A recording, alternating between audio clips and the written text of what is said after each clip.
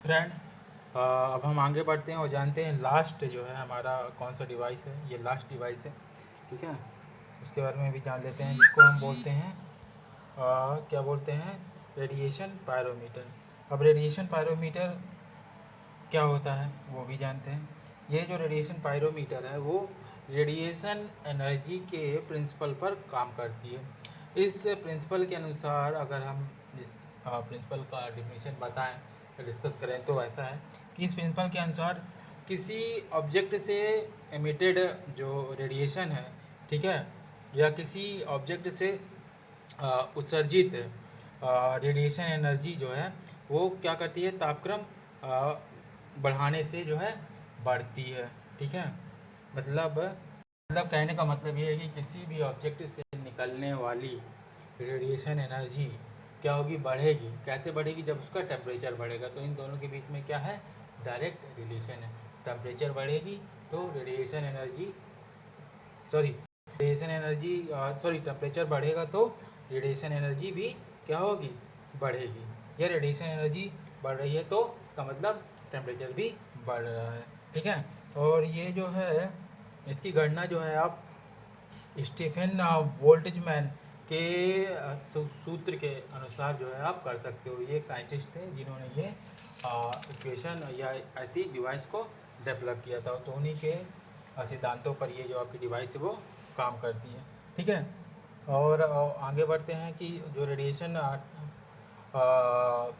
Pyrometer होते हैं उसका जो है आप फिगर देख पा रहे होगे स्क्रीन पे, तो आप इजीली समझ पा रहे होगे कि ये कैसे काम करती है, ठीक है। अब आगे बढ़ते हैं और जानते हैं कि इस पायरोमीटर में जो है जिनका भी टेम्परेचर नापना है, मतलब जिन वस्तुओं का टेम्परेचर नापना है तो उन वस्तु से क्या निकलने वाली रेडिएशन एनर्जी को जो है क्या करना पड़ता है, कन्वर्ज करके जो है आप उसको थर्माकपल में भेज देते हो। मतलब कहने का मेरा आशय ये है कि जिन वस्तुओं को जो है, जिन वस्तुओं का टेम्परेचर आपको क्या करना है, मेजर करना है, उनको आप क्या करोगे, अगर वो हीटेड है, ठीक है, तो उससे क्या हो रहा है, एक इमिटेड उससे जो है रेडिएशन एनर्जी निकल रही है। उस रेडिएशन एनर्जी को आप कन्वर्ज करते हो और उसको आप थर्माकपल पे भेजते हो, ठीक है। उसके आगे क्या होगा वो जानते हैं। इससे ये होगा कि जो है जो है ईएमएफ क्या होने लगेगा, डेवलप होने लगेगा।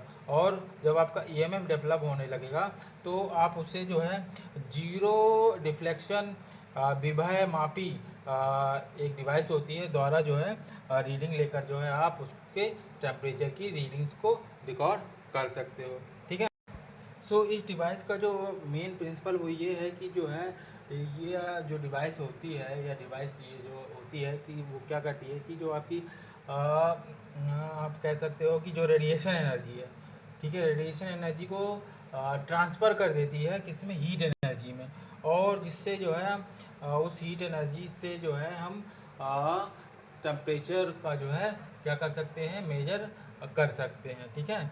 जब तक मतलब ये रेडिएशन एनर्जी हीट एनर्जी में कन्वर्ट नहीं होगी तो वो आप उसको मेजर नहीं कर पाओगे। पर जैसे ही ये डिवाइस क्या करती है कि थर्मोकपल की हेल्प से जो है रेडिएशन एनर्जी को कन्वर्ट कर देती है हीट एनर्जी में। और जब वो हीट एनर्जी में कन्वर्ट हो जाएगी तो आप पॉइंटर के थ्रू या और पॉइंटर और स्केल के माध्यम से जो है आप उस टेम्परेचर को मेजर कर सकते हो, ठीक है। और आगे बढ़ते हैं, जानते हैं कुछ और चीज़। तो इस टेम्परेचर को मेजर करने के लिए इन मशीनों में आप जो है वैक्यूम थर्मोकपल, ठीक है, क्या क्या प्रयोग होता है, ठीक है।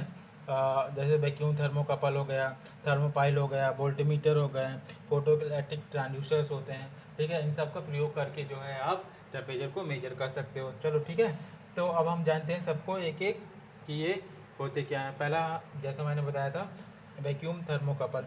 वैक्यूम थर्मोकपल क्या होता है इसके बारे में जान लेते हैं। तो वैक्यूम थर्मोकपल में जो है एक पट्टी होती है जो काले कलर की होती है, ठीक है, जिसको जो है हम हॉट जंक्शन कहते हैं।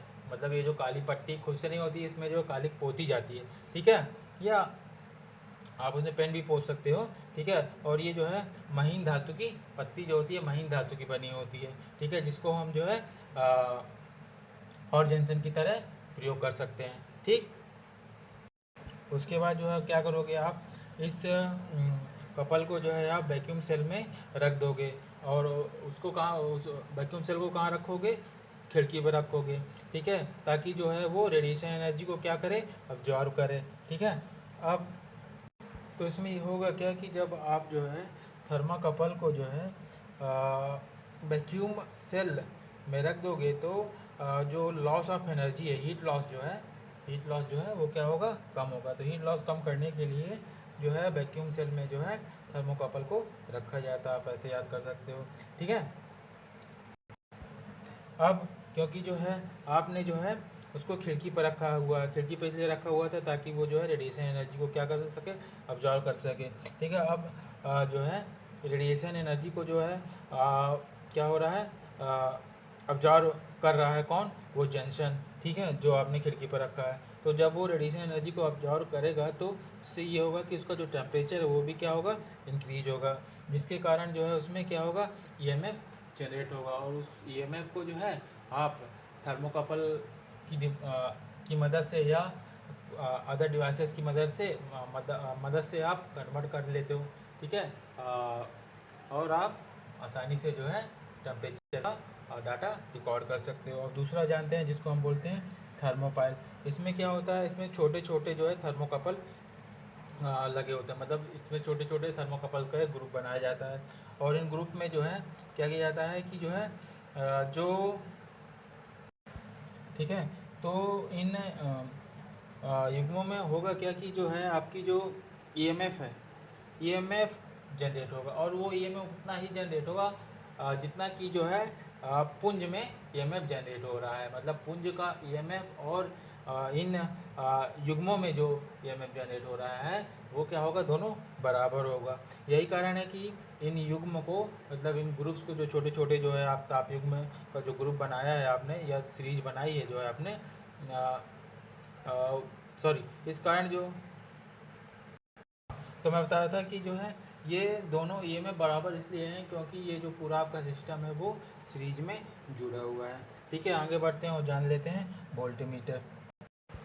तो वोल्टमीटर भी आपकी एक हीट मेजरिंग डिवाइस होती है जो इलेक्ट्रिकल रेजिस्टेंस को जो है टेम्परेचर में क्या करती है, कन्वर्ट कर देती है। इसमें जो है दो प्लेटिनम या निकल के जो है पत्तियां लगाई जाती हैं। इन दो पत्तियों का प्रयोग जो है ब्रिस्टन ब्रिज की दोनों भुजाओं के रूप में होता है। जैसा मैंने आपको जो है शुरू में समझाया था कि जो है बिस्ट स्टोन ब्रिज क्या होता है। ठीक है, तो वैसे ही इनमें जो दो पत्तियां लगी होती हैं वो किस तरह काम करती हैं, ब्रिज स्टोन की तरह काम करती हैं। और ये दोनों काहे की बनी होती हैं, या तो प्लेटिनम या फिर निकल की बनी होती हैं। ठीक है, एक पत्ती का जो है, एक स्ट्रिप का प्रयोग हम किस तरह करते हैं, रेडिएशन एनर्जी को अब्जॉर्व करने वाली होती है। मतलब एक पत्ती जो होती है उनमें क्या करती है कि वो रेडिएशन एनर्जी को क्या करेगी, अब्जॉर्व करेगी। ठीक है, और जो दूसरी जो होती है आपकी स्ट्रिप, वो प्रतिरक्षित करने के लिए तथा समायोजन करने के लिए इस्तेमाल की जाती है। ठीक है,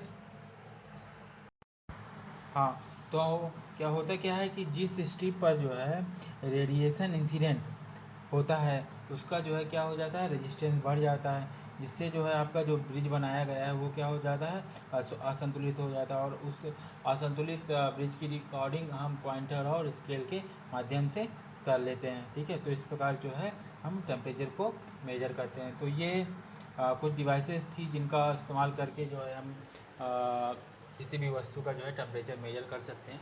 तो यहाँ पर आपकी ये जो यूनिट है वो समाप्त होती है, और इसके नोट्स वगैरह जो है सॉफ्ट कॉपी में जो है आपको भेज रहा हूँ, उससे भी आप जो है पढ़ सकते हो, देख सकते हो। ठीक है, तो आज के लिए यहीं पर सेशन हम समाप्त करते हैं, और थैंक यू। कल फिर हम लोग एक नए सेशन की तरफ बढ़ेंगे। और कई सारे बच्चों का क्वेरी है कि आईएएस के नोट्स कब से स्टार्ट करेंगे, तो मैं बता देता हूँ। इसमें एक यूनिट और बची हुई है, एक या दो यूनिट और बची हुई है, तो एक यूनिट और कंप्लीट होने के बाद, ठीक है, फिर मैं कंटिन्यूअस जो है आईएएस के ही लेक्चर आपके साथ शेयर करूँगा। ठीक है, तो आज के लिए यहाँ पर सेशन समाप्त। Thank you.